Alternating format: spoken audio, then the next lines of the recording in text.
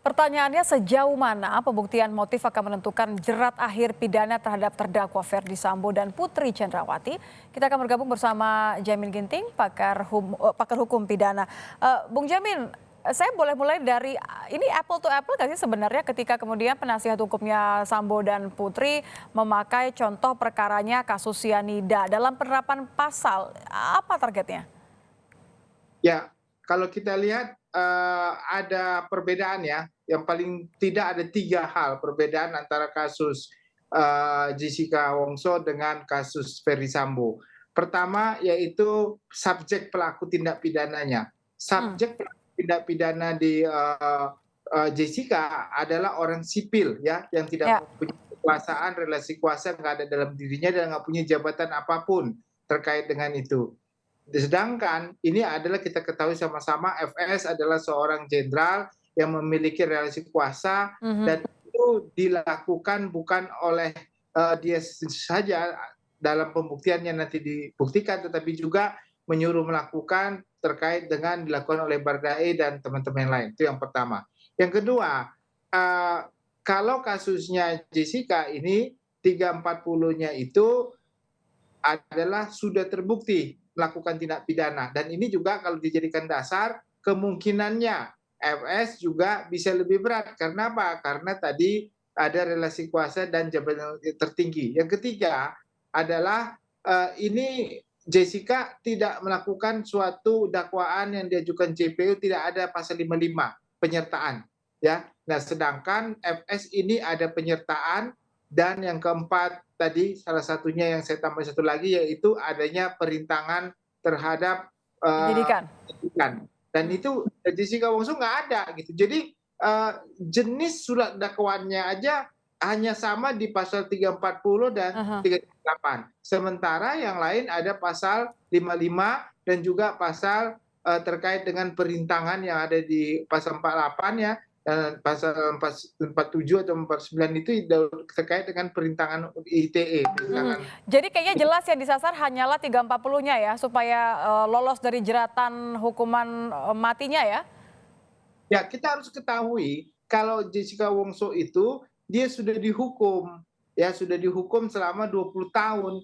Nah, apakah ini yang menjadi dasar kenapa mengambil putusan yang terbukti melakukan tindak pidana walaupun tadi menurut penasihat hukum di dalamnya itu ada kalimat mengharuskan adanya masih dibuat pertimbangan motif. Mmm, Sementara jaksa tidak pernah membuktikan adanya motif dalam kasus Jessica. Nah, tetapi tetap dihukum begitu. Nah, ini kan suatu dilema juga bagi penasihat hukum.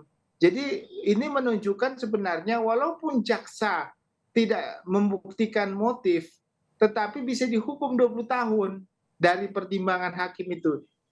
Jadi ini sebenarnya kalau yang mau diambil adalah bukan masalah keringanan hukuman, tetapi kalau dia mau ambil bahwa majelis hakim mempertimbangkan motif, sementara jaksa penuntut umum kasus Jessica tidak bisa membuktikan motif, mhm, sehingga tetap dihukum 20 tahun, itu artinya motif itu menjadi hal yang tidak perlu dipertimbangkan, mmm, dan dapat dihukum juga begitu akhirnya. Nah, oke. inilah suatu kontradiktif yang saya kira tidak produktif terkait dengan menghadirkan salah satu jurisprudensi lah putusan terkait dengan kasus ini begitu, Mbak. Mhm.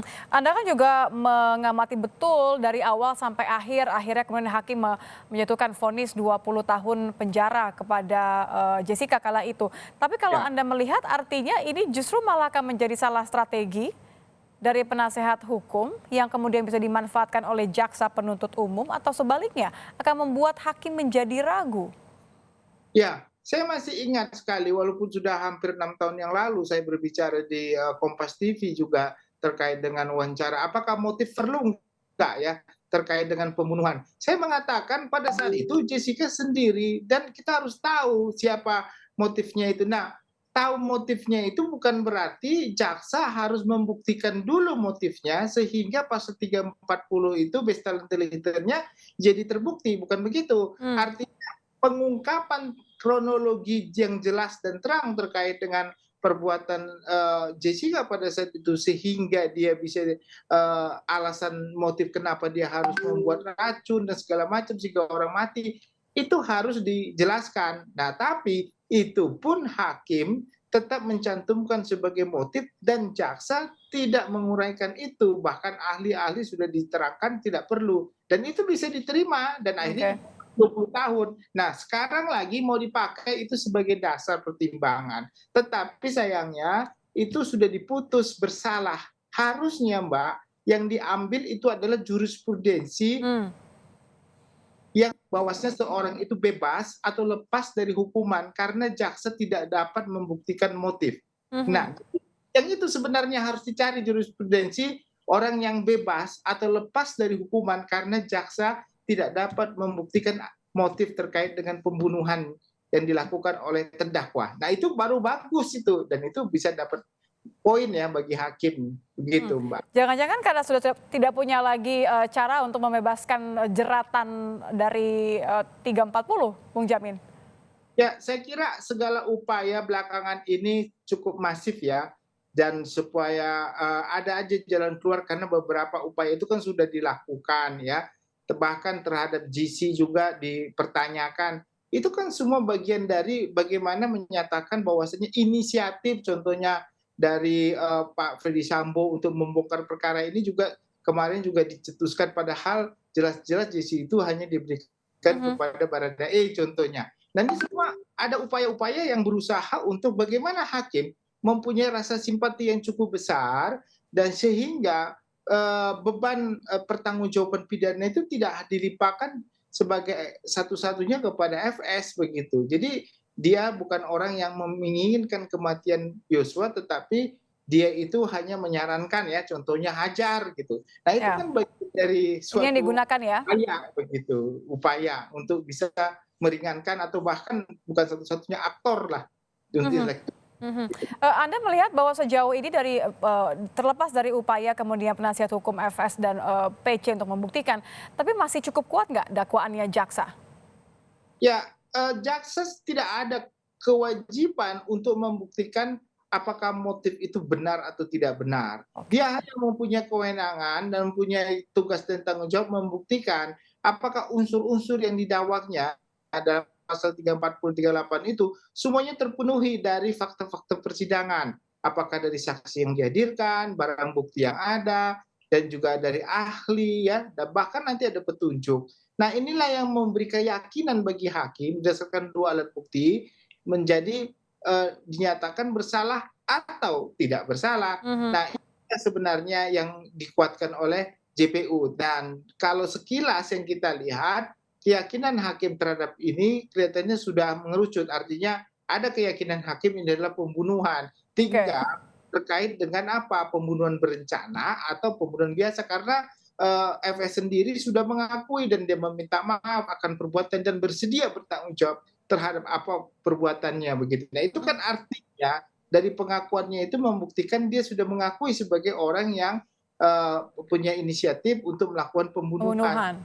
Apakah pembunuhan itu di spontanitas karena terminologi gramatikal kalimat membunuh berencana dengan tenang itu kan itu menjadi sekarang debatable ya antara Ya. para ahli yang menekan apakah tenang itu berdasarkan pengamatan ataupun pengamatan psikologis dari ahli psikologis atau dapat dilihat dari pengamatan-pengamatan bukti-bukti saksi-saksi cukup begitu. Nah ini yang menjadi sekarang menjadi hakim nanti akan bisa menilai apakah unsur tenang dalam perencanaan pembunuhan itu apa tenang harus dengan penelitian ataupun asesmen dari psikolog atau hanya dapat dilihat dari kasat mata dari saksi-saksi begitu, Mbak. Kalau yang perlu kemudian diyakinkan oleh hakim adalah apakah ini masuk ke pembunuhan berencana atau tidak, termasuk tadi tenang ini diartikan definisinya seperti apa.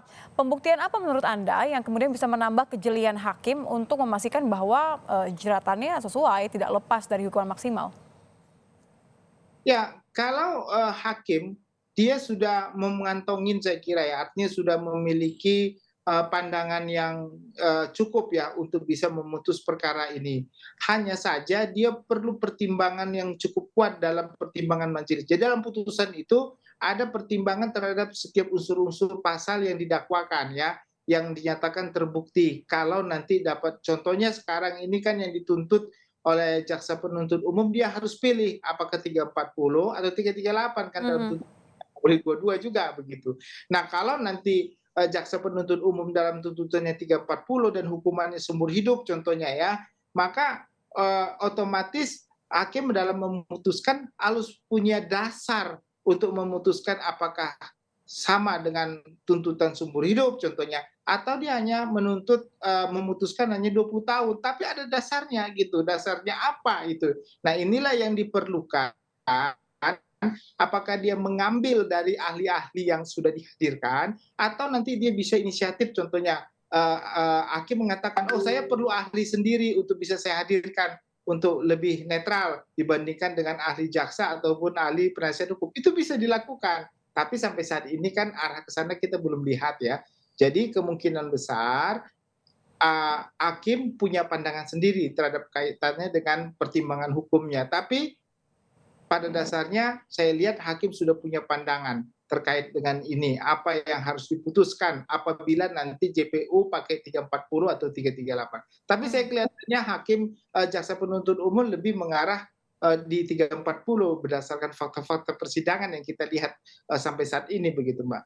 Oke, baik. Terima kasih Bung Jamin Ginting, pakar hukum pidana sudah bergabung bersama kami di Terima Kompas kasih. Malam. Selamat malam.